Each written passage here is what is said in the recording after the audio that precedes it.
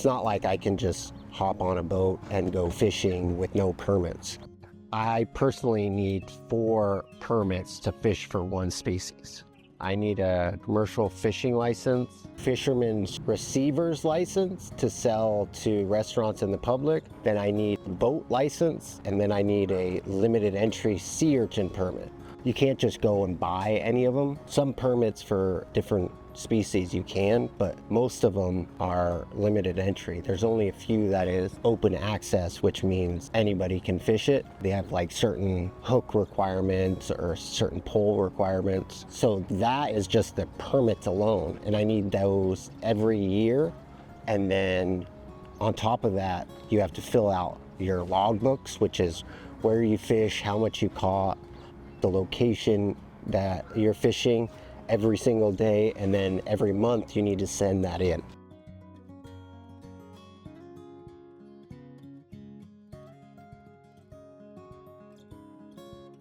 Now, fresh is a term that's been misused over and over again because everybody talks about how fresh their product is. If you bring in your fish from boats locally and buy it dockside, it's dockside fresh. You know it's just been on the boat and you take it off and you buy it within a day or two of the time the boat landed. That's dockside fresh. Now it goes into a wholesaler. Well, the wholesaler can keep it a few days. So that's wholesale fresh. Second, it goes into retail. Now he keeps it in his window for a whole number of days.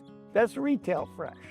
But the best distance between dockside and retail can be quite a few days.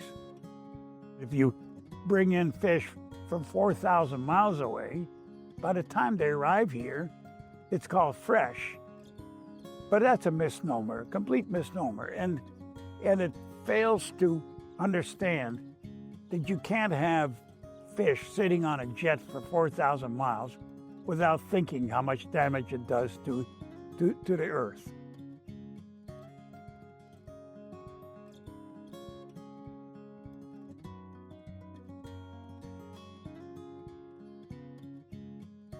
What has happened in the last 20 years is fishermen started direct marketing to restaurants and also to the public.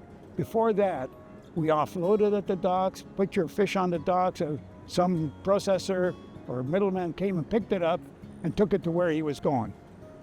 So you didn't need any infrastructure except offloading. Offloading was done usually at the processor's place, at the processor's expense.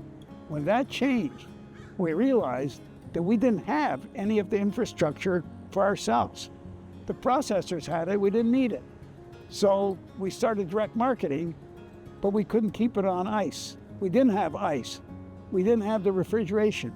We didn't have any other kind of storage. We didn't have the ability to deliver.